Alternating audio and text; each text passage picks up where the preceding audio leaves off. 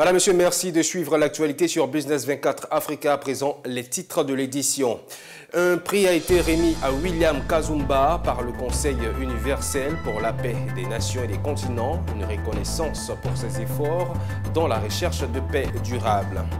La BRVM et Africa 50 ont signé une convention. Cet accord vise à mobiliser les capitaux locaux et régionaux à travers les marchés financiers. Et l'entreprise Porteo est bien présente à la 12e édition du Africa CEO Forum. Elle a participé à une table ronde dont le thème et d'autres détails seront dévoilés dans ce journal. Nous entamons l'actualité en nous rendant en République démocratique du Congo, où l'Office de gestion des frais multimodal, OGFREM, est considéré comme une entreprise engagée dans la recherche de paix durable dans ce contexte d'agression dont est victime le pays.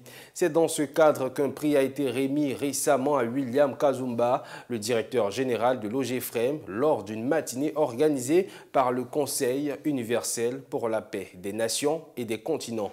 Un reportage de Betty Feza et Freddy Lumbala.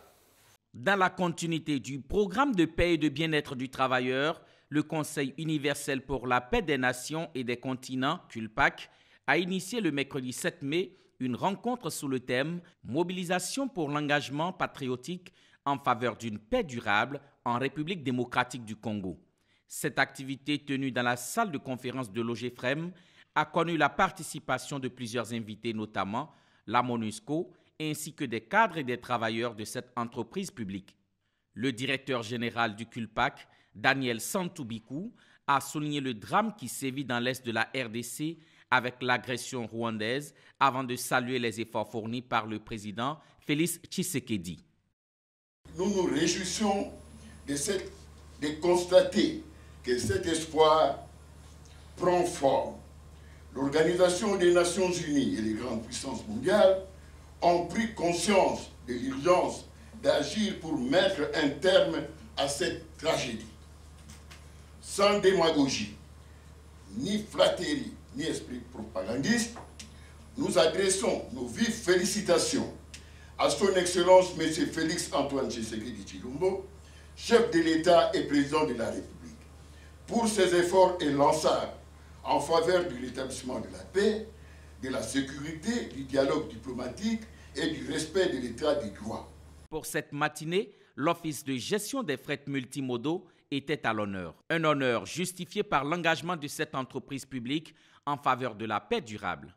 À cette occasion, William Kazumba, directeur général de l'Office de gestion des frais multimodaux, recevant le prix décerné à l'OGFREM, a salué le rôle de défense de la patrie joué par les forces armées de la RDC et les compatriotes Ouazalando. Il n'a pas manqué d'appeler la jeunesse à s'engager massivement dans cette cause. En même temps, cet appel, je la lance à notre jeunesse, fer de lance de notre pays, celle-là même qui constitue notre relève nationale, parce que nous allons passer à comprendre que la défense de l'intégrité territoriale de notre pays, c'est une affaire de la jeunesse. Le CULPAC, faut-il le rappeler, est une organisation non gouvernementale qui réunit plusieurs citoyens de divers pays. Il encourage les personnes morales ou physiques à s'engager dans la culture de la paix universelle. La Bourse régionale des valeurs mobilières et Africa 50, fonds panafricain dédié aux infrastructures, ont signé une convention ce mardi au siège de la BRVM. Ce partenariat stratégique vise à mobiliser les capitaux locaux et régionaux à travers les marchés financiers pour soutenir les projets d'infrastructures dans les pays membres de l'UEMOA. Le point avec Générosa Kouadio. Cette convention ouvre une nouvelle ère dans le financement des infrastructures ouest-africaines. Pour Africa 50, l'enjeu est de bâtir avec les moyens disponibles dans la région. Pour le directeur général d'Africa 50, ce partenariat est un levier stratégique pour accélérer les projets porteurs d'impact. Nous devons avoir confiance en nos infrastructures. Le sens de notre partenariat avec la BRVM, c'est de dire, bon, nous avons une structure Africa 50 dont le métier et de préparer les projets et d'investir dans les projets d'infrastructure, de les structurer de manière prudente aux standards internationaux. Nous avons une autre structure africaine qui est la BRVM, dont le mandat est de mobiliser l'épargne. Eh bien, c'est un mariage qui est évident. Notre continent regorge d'opportunités. Nous devons les saisir. Nous devons les saisir, créer une dynamique. Vraiment, nous sommes très heureux de signer ce mémorandum d'entente, mais surtout, nous allons le mettre en œuvre. Parce que nous sommes, Félix et moi, et nos collègues, des hommes vraiment d'action. Côté BRVM, l'ambition est claire. Faire des marchés financiers un véritable outil de transformation pour le continent. Une opportunité pour le directeur général de la BRVM de positionner son institution financière comme moteur de croissance. Tant qu'il n'y a pas d'infrastructure adéquate dans une économie, on ne peut pas prétendre à un développement harmonieux, accéléré et durable. Donc, il y a urgence de trouver des solutions africaines. Il y a urgence que nous puissions nous-mêmes compter sur notre épargne, sur notre capacité à avoir des ressources pour financer notre développement. Donc, c'est pour cette raison que nous avons souhaité travailler ensemble avec Africa 50 pour relever ce défi. Avec cette convention, Africa 50 et la BRVM entendent renforcer l'implication des capitaux africains dans les grands projets structurants. Une avancée vers une finance régionale plus autonome et durable. Intéressons-nous à l'entrepreneuriat. La deuxième édition du rendez-vous annuel centré sur l'investissement et l'entrepreneuriat, organisé par Yanel Innovation, a eu lieu le samedi dernier. La rencontre a réuni plusieurs entrepreneurs qui ont profité de ce rendez-vous pour partager leurs différentes expériences aux participants présents qui souhaitent se lancer dans l'entrepreneuriat. Sandrine Kwame. C'est avec attention que ces personnes désireuses de se lancer dans l'entrepreneuriat écoutent ces panélistes. Ils bénéficient de l'expérience de ces panélistes à travers leur histoire authentique et les conseils qu'ils partagent à ce panel du Yanel Meet. Ces entrepreneurs expliquent leur parcours dans l'entrepreneuriat et partagent des stratégies sur comment lancer une entreprise pour favoriser la réussite, notamment le fait de rester focus sur la vision de départ. L'un des constats qu'on a observé, c'est que les entrepreneurs avaient du mal à trouver des repères concernant se lancer dans l'entrepreneuriat, parce que dans la plupart des cas, ce sont des petites boîtes qu'ils créent, mais ils n'arrivent pas vraiment à trouver des repères, ni à avoir la vision qu'il faut aussi pour pouvoir pousser plus loin, pour devenir des champions nationaux. Donc c'est pour ça qu'on a créé le Yanel Meet, pour les emmener à devenir en fait des champions nationaux plus tard. À travers le Yanel Meet, on veut plus tard commencer à incuber des entreprises qui vont elles aussi évoluer et pouvoir trouver des investissements grâce à ce genre d'événements où ils peuvent réseauter en fait avec des personnalités de qualité. On ne parle pas assez des réalités de l'entrepreneuriat. On nous vend quelquefois des success stories de certains grands entrepreneurs et ça donne envie. Et on peut se lancer en se disant que c'est simple, mais ce n'est pas facile. L'entrepreneuriat, le chemin est semé d'embûches. Il y a des obstacles. Donc quand on se lance en entrepreneuriat, il faut être prêt à braver les obstacles. Il faut être prêt à surmonter les difficultés. Et il faut de la persévérance. On ne réussit pas en un jour. Mon intervention était sur le panel comment commencer son entreprise de zéro. Voilà, l'idée c'est de vraiment pouvoir partir sur une vision, déterminer sa stratégie à partir de là. Et surtout le conseil que je donnerais, c'est de vraiment se lancer avec passion et avec la conviction de vouloir répondre à un besoin, résoudre un problème aujourd'hui qui vous semble important et surtout de vous lancer. Des questions telles que lancer une entreprise à partir de zéro, financer et internationaliser son entreprise ont été au cœur des discussions de cette deuxième édition du Yanel Meet. Ouvrons à présent la page de l'actualité de la 12e édition de Africa CEO Forum 2025. En marge de ce grand rendez-vous économique sur l'avenir de l'Afrique qui s'est ouvert le lundi dernier, le secteur privé africain se parle à travers des tables rondes, des débats et autres rencontres B2B. Dans l'après-midi du premier jour de cette rencontre, l'entreprise Port&O, qui a marqué sa présence dans cette 12e édition, a participé à une table ronde sur le thème « Construire, s'associer ou louer, quel facteur de succès pour la transformation digitale africaine ». Pierre Tebeu nous en dit plus. Cette table ronde entre Porteo et d'autres partenaires en marge de l'Africa CEO Forum ici à l'Hôtel Ivoire d'Abidjan a présenté l'importance et les enjeux du digital sur le continent. Un secteur qui a poussé les responsables du groupe Porteo à diversifier leurs activités et à se lancer dans la construction de data centers. Cette infrastructure hautement sécurisée permet d'organiser, traiter, stocker et entreposer de grandes quantités de données. Et c'est là que le thème de cette table ronde questionne sur l'utilité, soit de construire, s'asseoir ou louer ces centres de données pour les pays africains. Un centre que très peu en disposent, mais à l'étranger. Donc nous avons vraiment tenu à mettre la lumière sur un secteur crucial pour le développement du continent, qui est le secteur du digital. On sent qu'il y a vraiment une volonté partagée, concertée, de la partie publique et de la partie privée, de relever ensemble, de façon conjointe, les enjeux du digital. Il y a 1% des data centers dans le monde sont en Afrique, pour 20% de la population africaine. Ce déphasage doit être rétabli. Nous devons pouvoir récupérer la souveraineté pour que les États puissent récupérer la sécurité sur leurs données, être indépendants dans ce monde plein de volatilité. Cette indépendance est une force. Enfin, être maître de leurs données. Nous avons de beaux défis devant nous qui vont se traduire, comme je l'ai dit, à la fois en termes de construction réelle, mais également en termes de retombées à l'échelle sociale et sociétale. Porteo a entrepris un virage stratégique en développant des infrastructures numériques au service de l'indépendance africaine. Porteo a participé à la construction de 2 data centers Tier 3 en Côte d'Ivoire et au Gabon, conçus pour héberger les données stratégiques de manière souveraine et sécurisée. Restons toujours dans le même chapitre pour évoquer la participation record enregistrée lors de cette édition 2025 de ce rendez-vous. Plus de 2800 participants sont présents à cette 12e édition de l'Africa CEO Forum, de plusieurs milliers d'hommes d'affaires venus d'Abidjan.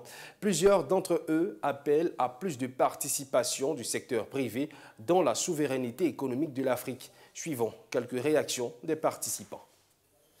Nous sommes un continent plein de ressources, un continent avec une moyenne d'âge de 20 ans, de moins de 20 ans, et je pense que l'avenir, il est radieux pour nous. Peut-être que ces crises sont des tests pour nous. Comment est-ce qu'on peut transformer des crises mondiales en opportunités pour notre continent? Et c'est comme ça qu'il faut le voir. Il ne faut pas le voir en nous avons une baisse de l'aide, mais qu'est-ce qu'on peut en tirer? Certain que l'Afrique, la solution est de travailler vraiment sur l'éducation, sur la flexibilité et la collaboration entre les pays africains, ouvrir les marchés entre les pays et compter et travailler surtout sur aider les jeunes à prendre l'initiative. C'est un événement qui touche également tout ce qui concerne le développement de l'Afrique et le social également, sachant que LTE également investit dans ce domaine, ce qui nous amène ici à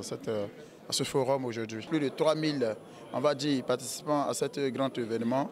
Vraiment, c'est vraiment intéressant, c'est vraiment très important. C'est pour vraiment encourager également la jeunesse à pouvoir entreprendre. Ce que nous recherchons aujourd'hui, c'est les partenaires, c'est également les collaborateurs dans le même domaine que LTE. Le secteur privé est fort et le problème, ce qui leur manque, c'est le nerf de la guerre, c'est les fonds. Il faut que les fonds soient disponibles et naturellement les fonds se trouvent à l'extérieur. Alors je trouve d'un côté, j'ai entendu parler, et c'est ça donc d'écouter lorsqu'on vient à ce forum, qu'on motive en fait, à emprunter dans la sous-région, donc en fonds locaux, pour éviter d'avoir des endettements extérieurs, parce que c'est ça qui pèse en fait, ce sont les endettements extérieurs, mais on ne peut pas faire autrement. On a besoin de ces endettements extérieurs pour financer le pays. Une autre affiche dans cette édition, la Chambre des afficheurs de Côte d'Ivoire, CAFSI, a initié une conférence de presse le lundi dernier.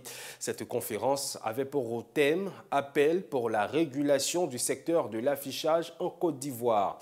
Animée par la présidente de la CAFSI et ses collaborateurs, la conférence avait pour but de dénoncer le démantèlement des panneaux dans des conditions opaques et lancer un appel à toutes les parties prenantes dans la chaîne de valeur de l'affiche publicitaire pour des réformes durables du secteur. Le compte-rendu de Philippe Zabo. Les griefs de la Chambre des afficheurs de Côte d'Ivoire à l'endroit des autorités sont nombreux. D'abord, la réorganisation du secteur en 2013, 2021, 2022 et 2025 sans tenir compte des acquis. Puis, des conflits de compétences entre les ministères, mairies et le Conseil supérieur de la publicité. Enfin, s'ajoute le démantèlement des panneaux tout azimut, des attitudes qui mettent à mal la profession. Aujourd'hui, nous avons fait cette conférence de presse vraiment pour que l'opinion soit alertée sur ce qui se passe. Et nous voulons aussi, et nous avons besoin de nous justifier vis-à-vis de la population. Nous avons besoin de nous justifier parce que ce désordre-là, effectivement, est inadmissible. Mais nous sommes les premiers à en souffrir. Il y a des panneaux irréguliers, effectivement. Qu'est-ce qu'on entend par panneaux irréguliers? Il faut que notre Conseil supérieur de la publicité, notre autorité de tutelle, nous dise ce que c'est, les panneaux irréguliers. Et aujourd'hui, on coupe tous les panneaux, sans distinction de quoi que ce soit. Et il y a une réorganisation, effectivement, qui est en cours. Il y a eu des réorganisations antérieures depuis 2013, 2021, et ces réorganisations ne sont pas prises en compte. Et c'est ce que nous dénonçons. Alors que les réorganisations concertées avaient abouti à l'identification de 21 axes où les panneaux étaient passés de 5371 à 2751, l'on assiste à une nouvelle vague de démantèlement de toutes sortes de panneaux. C'est pourquoi la CAFSI appelle au dialogue.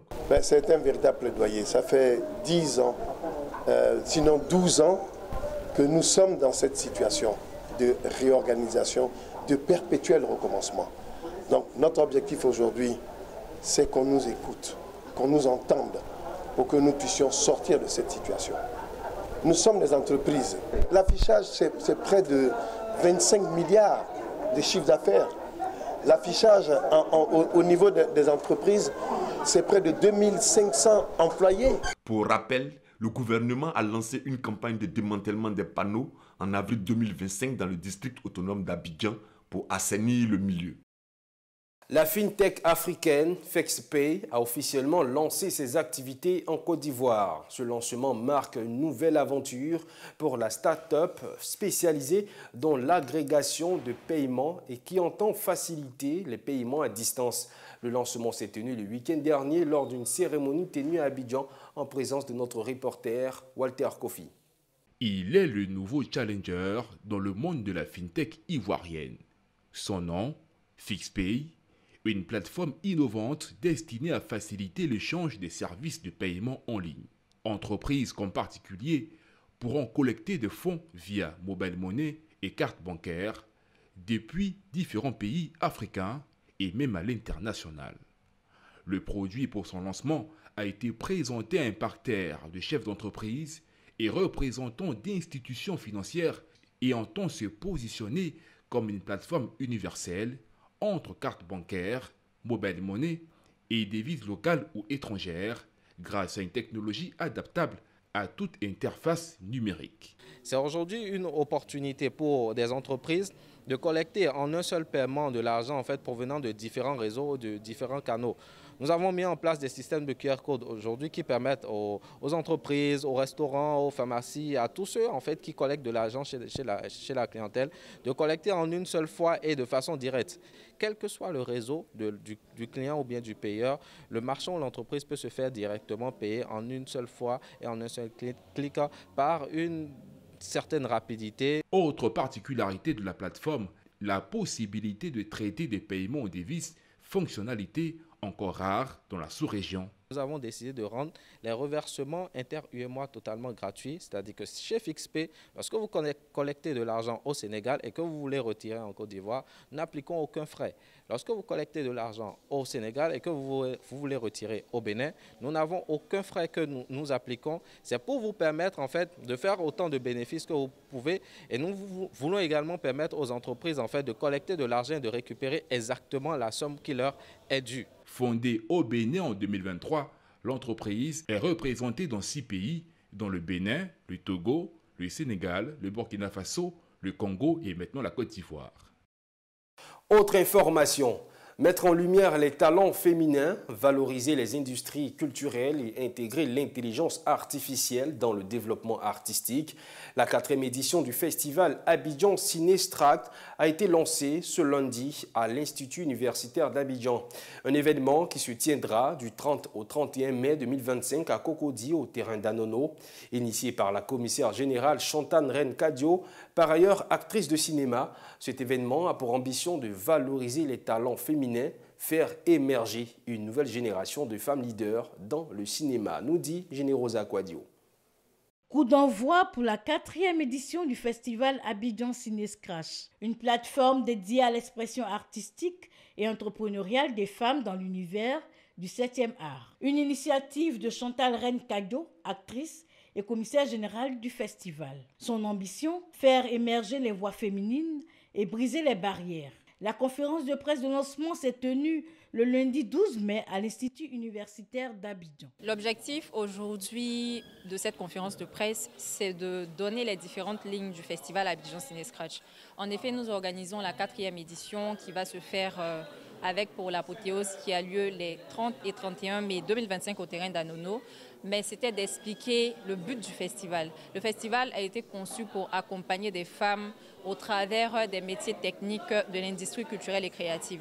Pour cette édition, nous avons le cinéma, la photographie, l'intelligence artificielle et l'entrepreneuriat. Donc nous avons sélectionné des femmes que nous avons formées et que nous accompagnons pour la réalisation de leurs projets. Placé sous le thème défis et opportunités des industries culturelles créatives et de la femme à l'ère de l'intelligence artificielle, cette édition se tiendra les 30 et 31 mai 2025 à Cocody. Au programme, projection de films, ateliers de formation, concours, panels et pour clôturer, un concert. Et l'Afrique a besoin de femmes entreprenantes, de jeunes femmes qui montrent le chemin et c'est à encourager. On peut voir les festivités, on peut voir des conférences de presse comme ce qui se passe, mais c'est une machine qu'elle met en marche. Le cinéma, c'est toute ma vie et Abidjan Ciné-Scratch m'a permis d'avoir certaines opportunités que je n'aurais jamais imaginé avoir. Plus de 800 jeunes sont attendus pour cette 4e édition, reflet d'une génération de femmes qui osent écrire leur propre scénario. Un rendez-vous culturel incontournable qui éclaire le chemin de celles qui rêvent d'une place dans les métiers du cinéma et qui s'en donnent les moyens. Direction Adiaké, où l'entrepreneuriat local a été placé sous les projecteurs. À travers la toute première édition des Awards des entrepreneurs, la commune a célébré l'ingéniosité, le travail et la persévérance de ces jeunes talents. Une initiative saluée par les autorités locales qui entendent faire de ces distinctions un véritable tremplin pour l'économie locale. Le reportage est signé Emmanuel Kako. Dans une ambiance conviviale et empreinte d'enthousiasme, la première édition des Awards des entrepreneurs a mis en lumière le talent des jeunes d'Adiaké ce samedi 10 mai 2025. Une initiative inédite portée par des acteurs engagés pour valoriser le génie créatif et l'audace des jeunes entrepreneurs locaux. Les projecteurs se sont braqués sur ces jeunes entrepreneurs qui osent entreprendre, innover et bâtir l'avenir économique d'Adiaké. Le message est clair, ici, on célèbre le travail, la persévérance et l'excellence. Les Awards d'Adiaké parce qu'aujourd'hui, l'État fait la promotion de l'entrepreneuriat à travers des mécanismes qui ont été mis en place, notamment pour subventionner et accompagner les jeunes entrepreneurs. Et il était important et indéniable pour nous, en tout cas, de s'inscrire dans cet élan-là en mettant une pause pour les récompenser, pour les célébrer et pour vanter leur mérite. Parmi ces visages inspirants, certains se distinguent par la force de leur parcours et la simplicité de leurs gestes quotidiens. Qu'ils soient artisans, commerçants ou créateurs, ils portent haut les valeurs du travail et de persévérance. Ça fait plus de 25 ans que je suis dans une activité dans Diaké. J'ai commencé sur une table et par la grâce de Dieu, je représente au moins 3 à 4 magasins. Je suis fier d'être meilleur coiffeur. Cette soirée, c'est une soirée spéciale pour moi. En tout cas, je suis très fier. Ça m'a donné encore la force. Je pense que l'année prochaine, je vais pousser encore plus. L'initiative est soutenue par la préfecture et la mairie d'Adiaké. Aket Bilé, premier adjoint au maire, représentant le député maire et parrain de la cérémonie, Yacouba Niensié, a réaffirmé l'engagement de la commune à accompagner ces initiatives porteuses d'espoir. Monsieur le député maire, le magistrat de la commune, a la jeunesse au cœur de ses actions. Et donc une initiative comme ça venant des jeunes ne pouvait être en reste. C'est une invitation à toute la jeunesse à entreprendre. Du commerce à la coiffure, en passant par l'événementiel et la production artistique, la diversité des talents a été mise à l'honneur. Chaque trophée remis symbolise non seulement une réussite, mais aussi une invitation à croire en ses rêves. À Ouélé à présent, l'amicale des anciens élèves du lycée Akaté, présidée par Yao Afoema et Pozadou, a encore frappé fort. Le samedi dernier, l'association a offert un important lot de matériel didactique, informatique et sportif à leurs anciens établissements. Une cérémonie riche en émotions, marquée par des distinctions honorifiques, des sensibilisations contre les grossesses en milieu scolaire et l'orpaillage clandestin en présence des autorités préfectorales, mais surtout de notre reporter. Dans la cour du lycée moderne Adrien Kwasitola de Ouélé, anciens et nouveaux élèves se sont retrouvés pour une même cause, celle de l'éducation. L'AELO, l'amicale des anciens élèves, a fait un don significatif composé de matériel didactique, informatique et sportif. Les meilleurs élèves ont été récompensés pour l'occasion, tout comme d'anciens élèves en reconnaissance de leur parcours. Mais au-delà du matériel, c'est un message fort que l'amicale a voulu faire passer. L'amicale des anciens élèves du lycée de Ouélé, AAELO, s'investit depuis 2020 pour améliorer les conditions d'enseignement et d'apprentissage de notre établissement. Avec des moyens modestes, mais une volonté ferme, nous avons mené plusieurs actions concrètes en faveur de celui-ci.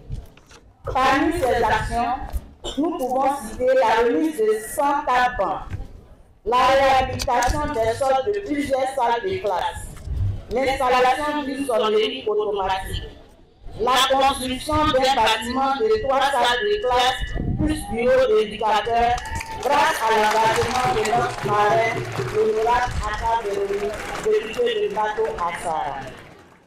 Le 11 novembre 2022, nous avons officiellement remis les clés de ce bâtiment qui contribue à désengorger les effectifs et à offrir un cadre propice à l'apprentissage.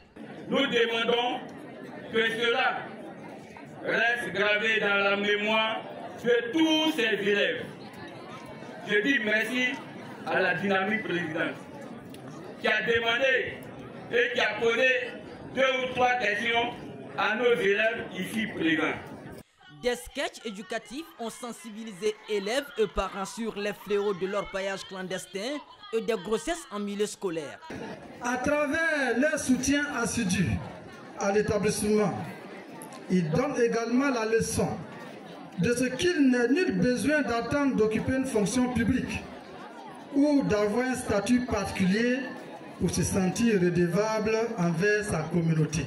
Une cérémonie solennelle pleine de symboles où tradition et engagement citoyen se sont unis pour bâtir un avenir meilleur. Et voilà qui met un terme à cette édition. Merci à vous de l'avoir suivi. Restez en notre compagnie. L'information se poursuit sur la télé au cœur de l'information économique.